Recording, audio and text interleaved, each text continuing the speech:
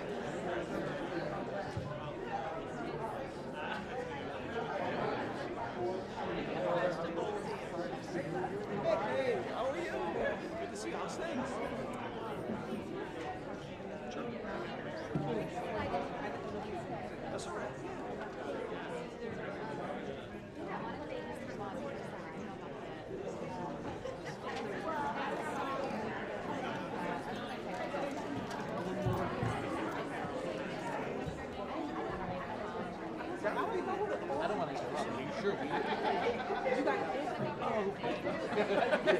That's a fire department move all day. Oh, okay. Because he wasn't responding to loved ones, they thought he might have been in danger or something. You want to email me his name and his address or his number? We can make sure I can look in the system. It's all right. You went to the first person who saw that. However we can help.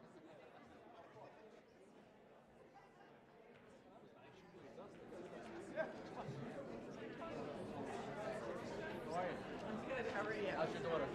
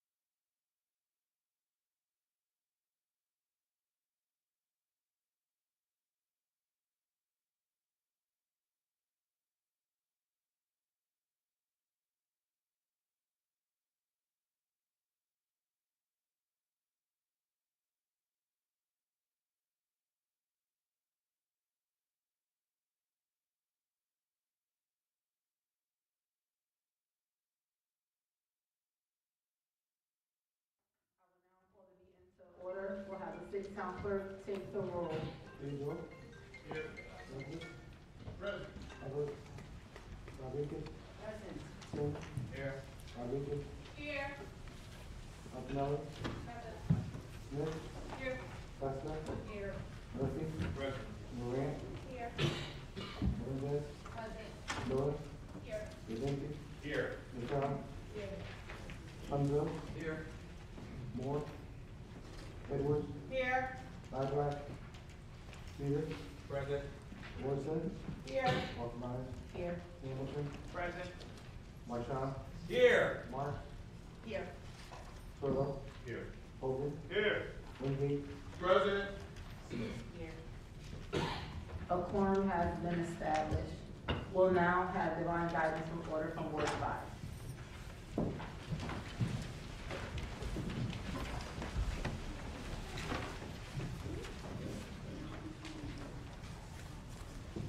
Thank you, Madam President. Thank you, colleagues.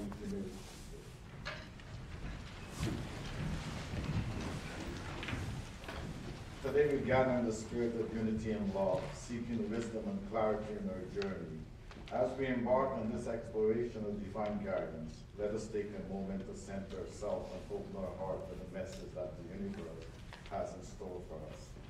Life is a beautiful tapestry that woven threads of our experience, choice, and interaction. In moments of uncertainty, it can be easy to feel lost, adrift in a sea of decision and distraction.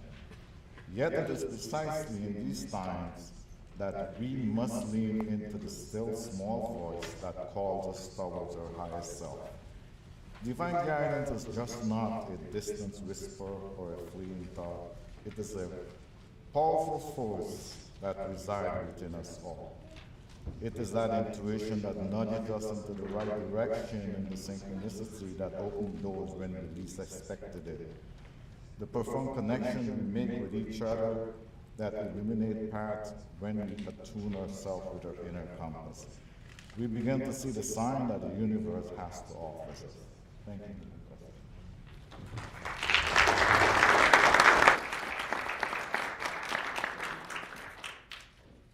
We will now have the committee of escort to go out to escort the mayor in for his State of the City address. That is orders from Ward 4, 10, 11, 17, and 22.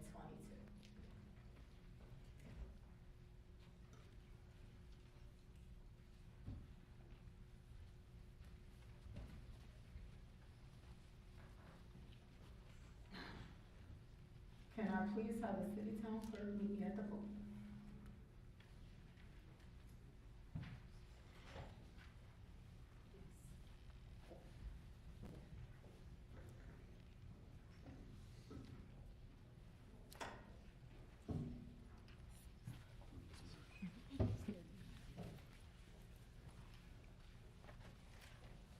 Tonight is the mayor's State of the City address. Can everybody please just turn off your cellular devices before the mayor enters the chambers? And when the mayor enters, could everybody please stand? Thank you.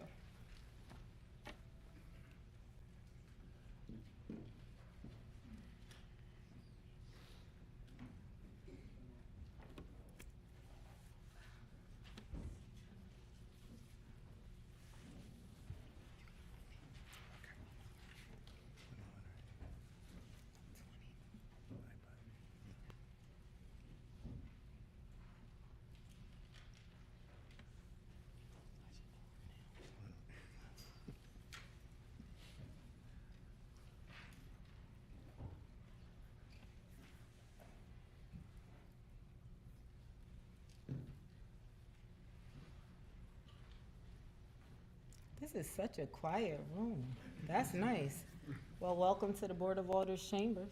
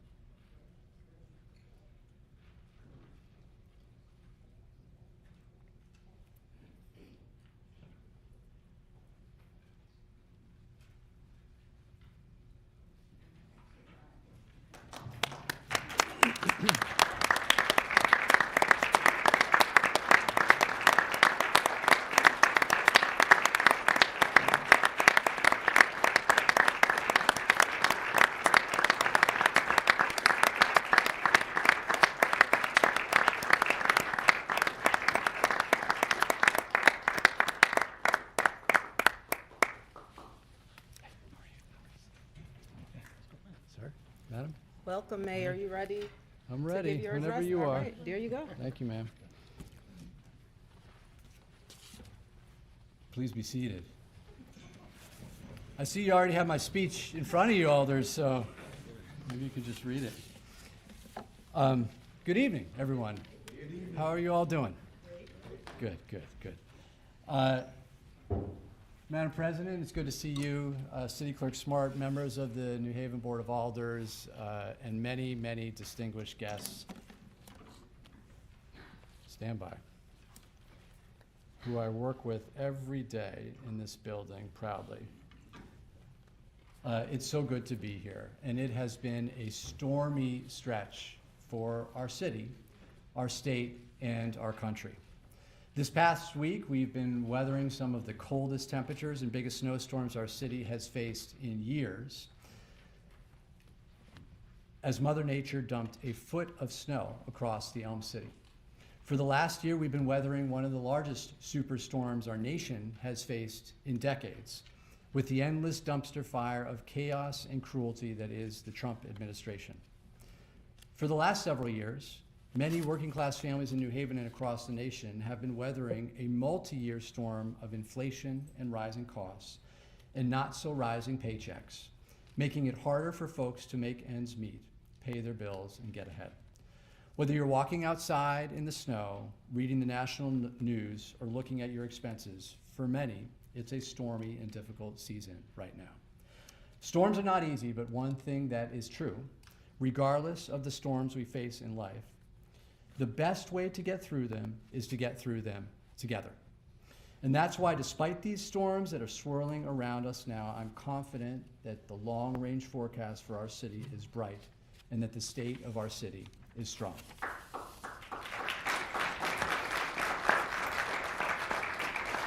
As residents and as a city, we are in this together, and we are as united as ever by common purpose, and we are as anchored as ever in shared values.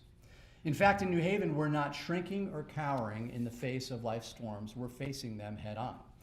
In New Haven, we're doing big things and bold things, and we will not let the storms of life, whether Winter Storm Benjamin or Superstorm Donald, allow us to shrink from the bigness of our dreams or the boldness of our vision. We're going to be big and be bold. In our local economy, housing, public safety, transportation, education, standing up for our neighbors, and continuing to move towards our shared vision of a city where everyone has the opportunity to thrive. So let's dive in. Economy. When it comes to our local economy, we are going big and we are being bold. Innovation is happening all over the place in New Haven. We see it every day in our communities. It all starts locally. And we are doing so much to support the heartbeat of New Haven's economy, our small businesses and local entrepreneurs. The bodega on the corner, the boutique or gift shop that is the go-to spot for birthday gifts and holiday shopping, the Jamaican restaurant, started by a mom and her son, Yulita Clark and Jamil Bowen, who are here with us tonight. Can we give them a round of applause for their new business? Congratulations. Not a week goes by where we don't find ourselves at yet another ribbon cutting for a small local business that is opening up and betting on our city. Our team, in collaboration with so many local partners, is doing so much to support the growth of our small business entrepreneurs. Through city initiatives and in partnership with others like the Community Foundation, we've invested millions in helping small businesses to get that boost they need to start or scale a business and begin to build generational wealth.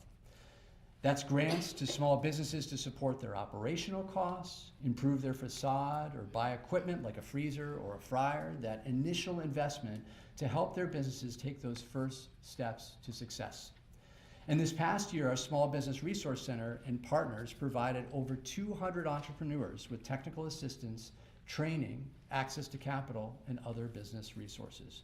We've got incredible people in our community with spectacular ideas, entrepreneurs and businesses offering amazing products and services, startups, established companies, and educational institutions advancing cutting-edge research and development, and state-of-the-art solutions to solve some of today's biggest challenges, all in New Haven. At the same time that we are helping small businesses, one entrepreneur at a time, New Haven is also a destination choice for new emerging businesses, a hub for growing industries, and a driver for the innovation economy that's powering our future. New Haven is a national hub for life sciences, the second largest hub in New England and one of the top 20 cities nationwide for National Institute of Health grants. This past year, transformative investments were made into our city to further accelerate this growth. New Haven won the state of Connecticut's first ever Innovation Cluster Grant, a $50 million investment that will support new infrastructure, new facilities, and new resources in our life sciences industry and the emerging sector of quantum technologies. The effort brings together the public sector, the private sector, our academic and research institutions, all working in alignment to help supercharge the next chapter of trailblazing research, innovation, and job growth. Just like in life sciences, New Haven is also now poised to become a national hub for next-generation quantum computing and technology. Connecticut's new nonprofit, Quantum CT, and the state's new Quantum CT incubator are going to be based right here in New Haven. This first-of-its-kind, state-of-the-art facility will help build out a new quantum ecosystem. This includes everything from job training for workers to seed grants and incubator space for startup companies to supporting the development of new discoveries, products, and breakthroughs, all powered by quantum supercomputing and technological breakthroughs that we can hardly imagine. Let's be clear, we must make sure that as New Haven grows, all of our residents benefit from that growth. Biosciences and quantum are not only creating solutions to some of the world's most challenging problems, but they are also creating many opportunities at home. Take career high school senior Muqtadir Chowdhury, who is in our first cohort of students participating in New Haven Public Schools BioCity Career Pathways program. Working alongside his fellow students and scientists and researchers at some of our leading companies, Muqtadir's curiosity for science has flourished. He's already accumulated 30 college credits while at career, and he's now been accepted to Yale University for fall 2026 and receiving a full scholarship. Congratulations to Muqtadir.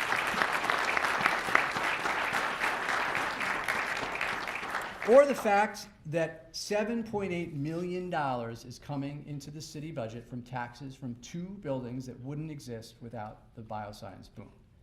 $7.8 million for 2 buildings, and we're hoping one more is on the way. 100 and 101 College Street. That kind of money is more than our youth budget and our elderly services department budgets combined. From jobs to city revenue to inspiring our young people to help imagine what they can become, biosciences and quantum are helping more and more residents thrive. On housing, part of serving our businesses, particularly our smaller businesses, is about ensuring there are enough customers. Both people who live in our city that are earning more money because we are creating more opportunities, and new people who are choosing to move here because of all New Haven has to offer. Spending power that lives locally is growing power for our small businesses. And when it comes to housing, we are going big and we are being bold. In my last State of the City address, I announced an ambitious goal of building 10,000 new units of housing over the next 10 years, with at least 30% of those units affordable. 1 year in, we are well on our way to achieving that goal. In 2025, we brought over 1,500 new housing units online, with nearly 19% of those affordable. Altogether, this represents nearly $125 million of investment in housing growth and development. And guess what? We're just getting started. We have another 5,800 units in the pipeline, with over 25% of those affordable.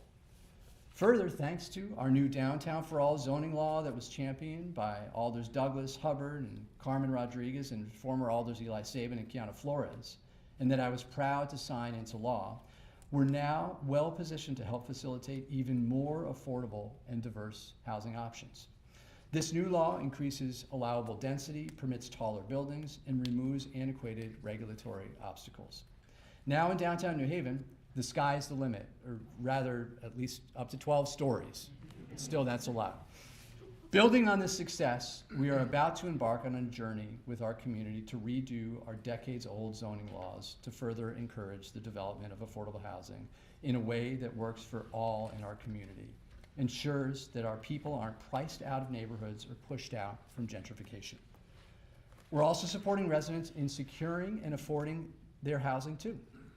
A resident, for example, can start off by finding an affordable unit on our below market rental registry webpage, which has over 5,000 units listed. Then a resident can get a helping hand with our security deposit or down payment assistance programs, which helped over 400 households this past year. Then a resident can save money on their energy bills with our energy efficient Elm City program, which helped over 300 households this past year. We are here to help. And we are getting better and better at ensuring that all of our residents can live in safe and healthy homes. The Livable Cities Initiative has dramatically increased accountability for our bad landlords in our community, ramping up housing code cases and ensuring property owners comply with our residential licensing program. In fact, LCI has brought residential license compliance from 35% in January of 2024 to over 70% today, and that number keeps on climbing. A big thanks goes to the hard work of the team at LCI and the support of our legislators and alders for giving us new tools to ensure that accountability. Similarly, the Fair Rent Commission has become a model in the state, ensuring residents have fair rents and aren't slammed with excessive one-year rent increases. The Fair Rent Commission has responded to over 400 complaints this last year alone. And thanks to New Haven's leadership, there's now a statewide Fair Rent Commission's network of over 40 municipalities working together and learning from each other to support residents across the state. Of course, we know some residents don't have a place to call home.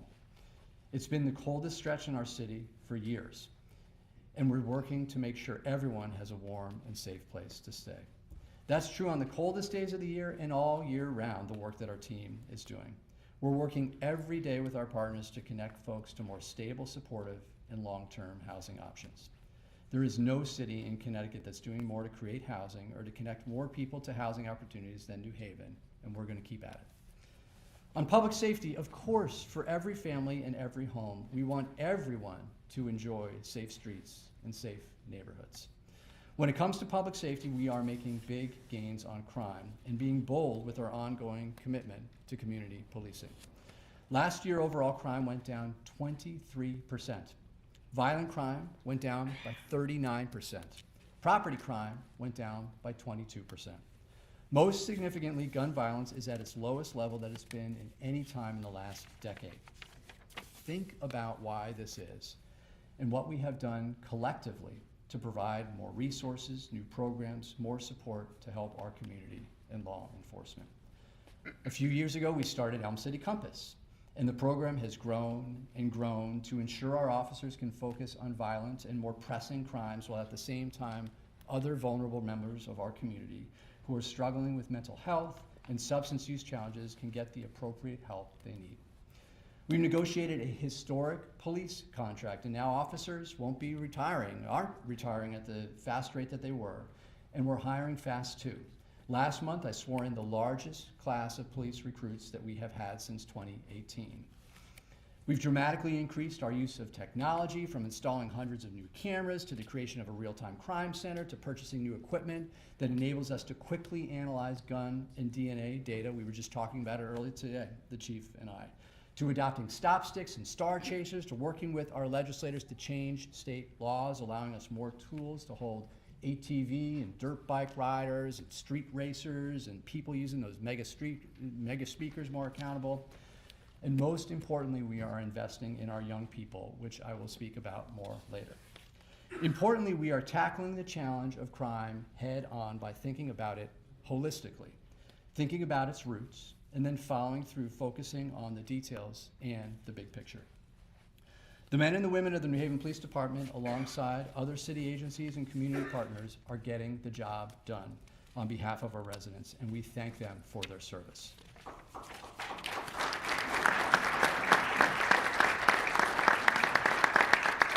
That said, we're not taking a victory lap. We have a lot more work to do. One homicide is one too many. One shooting is one too many. And at this moment, when the police department has faced some unexpected challenges, we have good leadership in Chief Zanelli. Thank you, Chief Zanelli, for stepping up. The work goes on, and we have an incredible team that is continuing this work. Thank you, Chief.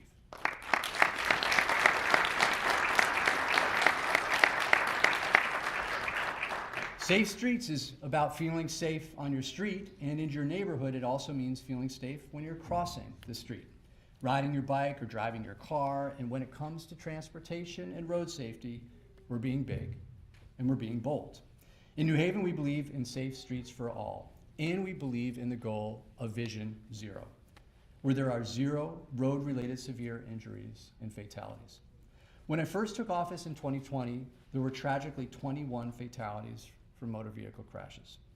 Drivers, cyclists, and pedestrians whose lives were cut senselessly due to reckless driving. In 2025, the number of fatalities was about half that, which is still far too many, and much work remains.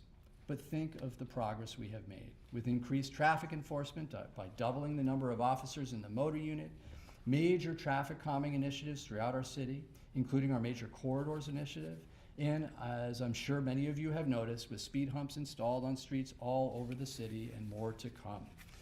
What's more, last week we launched our new school bus safety program that will help keep our most vulnerable residents safe, our children. Come March 1st, every one of our 330 school buses will be outfitted with automatic enforcement cameras to identify individuals that are illegally passing those school buses and putting our kids at risk.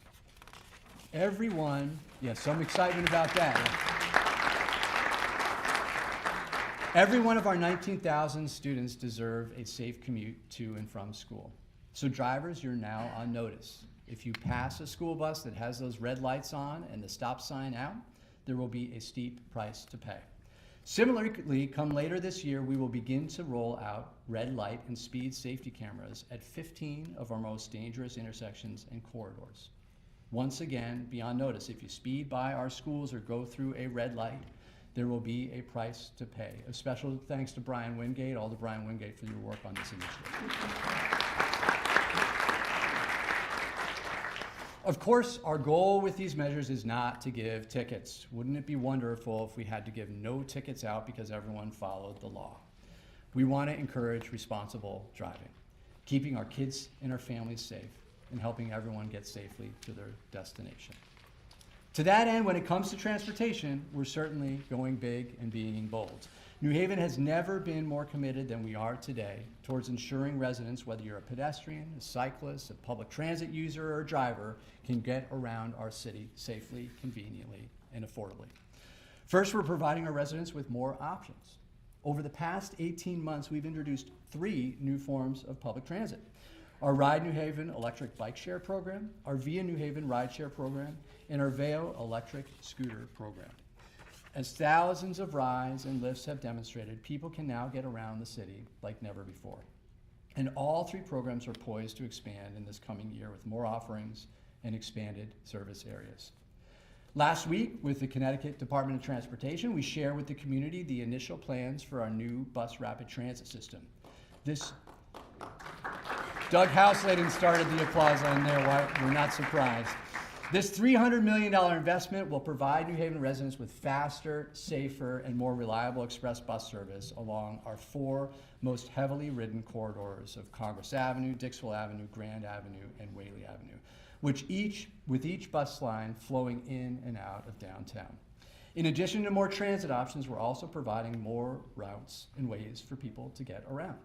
This year, we launched our Greenways 2030 initiative, which sets an ambitious goal of completing 5 major greenways in 5 years. This will be a 27-mile interconnected network of safe, convenient arterial routes for walkers, runners, and cyclists, separated and protected from our motor vehicle traffic, which New Haven users can use for commuting, exercise, and connecting to city destinations, neighborhoods, parks, and waterways. Through our Major Corridors initiative, there are many other road and traffic safety infrastructure projects completed or underway. Foxton Boulevard, Quinnipiac Avenue, State Street, Whitney Avenue, Valley Street, and in the pipeline, Howard, Sherman, Ferry, South Frontage, Grand, Winchester, and more.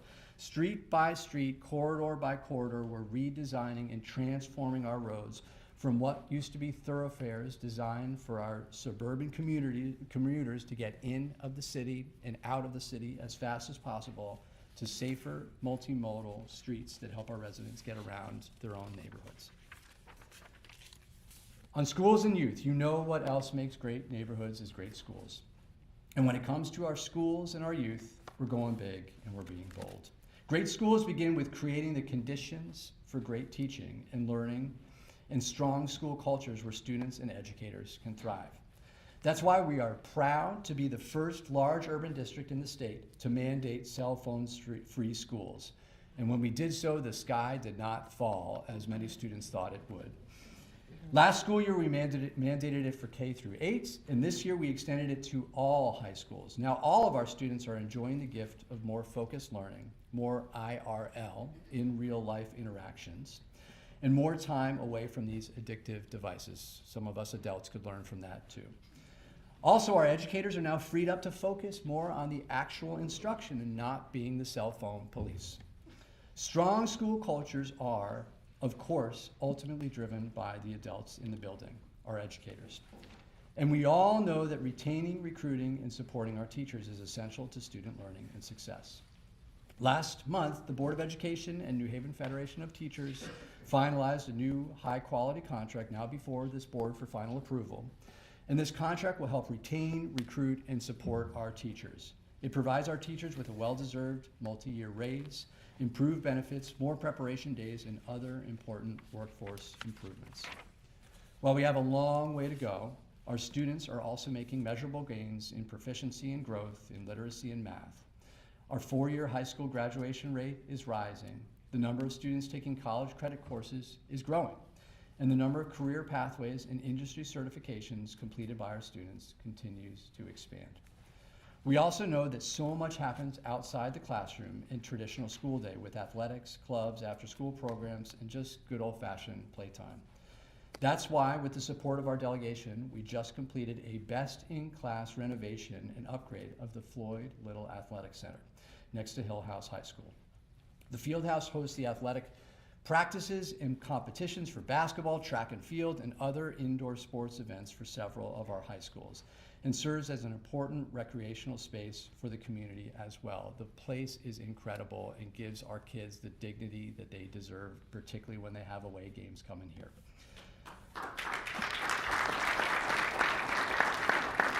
This coming year, we will be opening the doors at our new and completely renovated Youth and Community Center in the Hill. After over a decade of being dilapidated eyesore, the old Barbell Club is going to be reactivated as a vibrant center for free and low-cost activities and programs for children, youth, families, and the wider community. Isn't that right, Alders Rodriguez and Rodriguez? And by the way, this will be the 5th renovated Youth and Community Center we've completed so far, with 2 more on the way. And thanks to a nearly $7 million grant from the state, we are now poised to activate the long vacant and dilapidated New Haven Armory and chart its future, a vocational school for New Haven public school kids, along with new housing and other community uses.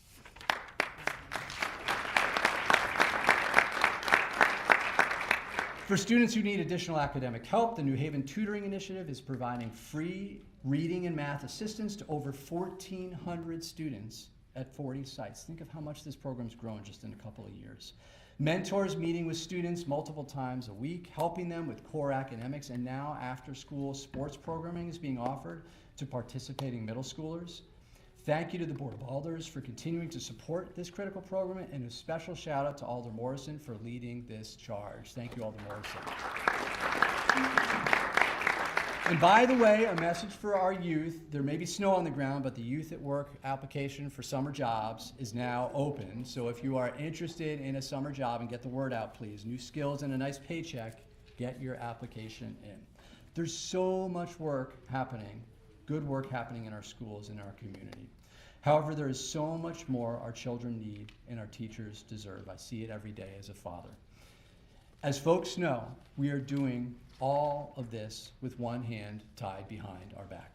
Here's the simple truth. Our students and our teachers in our schools will never get the full support they need until the state of Connecticut updates its education funding formula. While we in this room have significantly increased the city's annual contribution to New Haven Public Schools every year, we simply haven't seen a comparable increase from the state. That's because the state is using an outdated funding formula that hasn't changed since 2013. You know what else hasn't gone up in cost since 2013? Nothing. Students' needs have far outpaced current levels of state funding, and we need a new state education funding formula that's actually tied to inflation and provides additional financial support to our highest need learners. Last state legislative session, hundreds of us, students, parents, teachers, community members, went up to the state capitol to advocate for more funding. The next state legislative session begins this Wednesday, and I'm cautiously optimistic that if we advocate and put in the work, and particularly with the help of our hardworking state delegation, that this year we are going to see some significant change to how the state funds public education. And like school funding, there are other seemingly intractable issues and challenges that have plagued our city for decades. And here, once again, we are going big and we are being bold. The English Station Power Plant, United Illuminating, has shamefully left this abandoned site as a dilapidated and contaminated eyesore in our community for over 30 years. Not anymore. We're going to transform this 8.6 acre waterfront site into one of our city's premier public parks with a public pool and athletic courts and fields, and make it a recreational destination for the surrounding neighborhoods and our entire city. It will also serve as a catalyst for new investment and new housing in the surrounding area, and together we will chart a new future for the Mill River District. The Long Wharf waterfront. Yes, we love our food trucks, but Long Wharf has also been an unsightly and underutilized waterfront space for decades. Not anymore. Construction is underway that will transform this 18-acre site into a waterfront gem that our families can enjoy with a promenade, playground, athletic courts, splash pads, or an urban beach, and yes, a new and improved food truck paradise and seating area. Union Square, across the street from Union Station, after years of being a neglected property and then being a raised property that laid fallow, not anymore. Thanks to our partners at Elm City Communities, this 11-acre site is going to be transformed into up to 2,500 new housing units, all powered by geothermal heating and cooling system that reduces residents' environmental impact and their utility bills. Steps away from the train station, this is the most significant transit-oriented development in the state. And by the way, there's another 460-unit development slated to be built right up the street. As we work to accomplish these big things together, we are doing so while our federal government is cutting funding, slashing programs, attacking the values that we hold dear, and harming members of our community. When it comes to standing up for our residents, our city, and our values, we will always be bold, and we will never back down.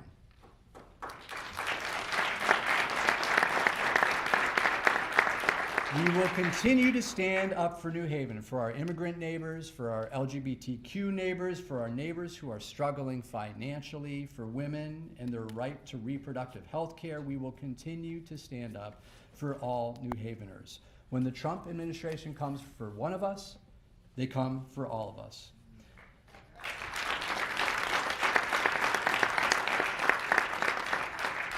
I spoke in my inauguration address a lot about national politics and how Donald Trump and the national mess he is making is impacting our community. And to be clear, at this moment, we are defending our city from those attacks on our values and our people. But let's also be clear of what we won't let Donald Trump do. In our personal lives, we must not let Donald Trump take away our optimism, our sense of justice, our recognition of injustice, our joy for each other and our community. And as a city, we will not let the Trump administration distract us from our continued work of improving our city every day, tackling these big problems every day, and striving to accomplish great things together. You see, in order to accomplish great things, We need to have optimism and think big, think bold. Set big goals, a thriving and inclusive local economy, 10,000 new housing units, Vision Zero, revitalize public spaces and parks, a balanced city budget that we can proudly pass on to our kids, education funding that funds the whole child, a New Haven where everyone has the opportunity to thrive. But in addition to thinking big, and this is something that I think is often lost by some folks that sit on the sidelines, you also need something else that is equally, if not more important than thinking big.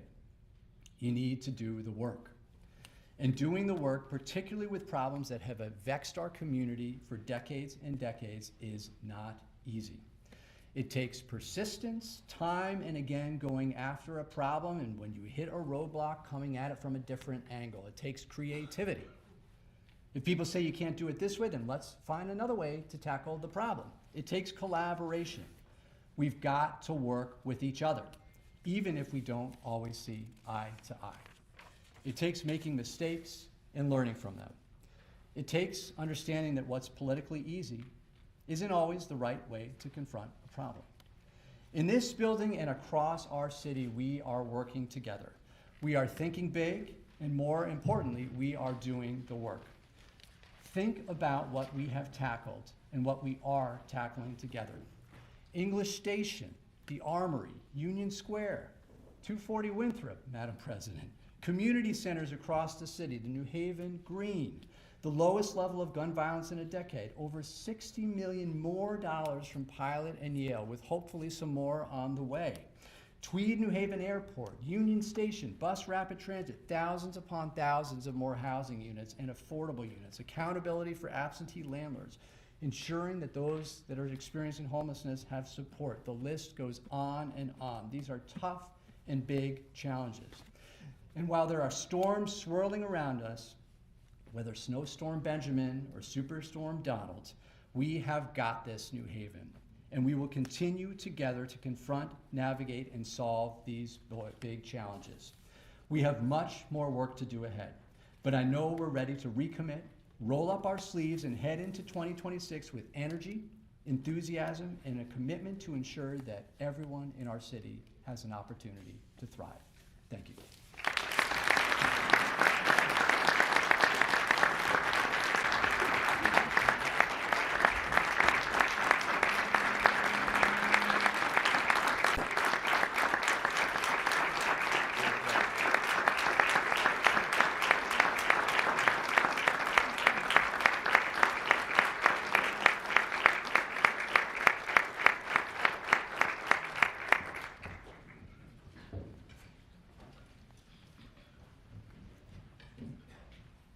Everyone is welcome to stay for our meeting, which will be very short, but we will take a 2-minute recess for those that wish to leave.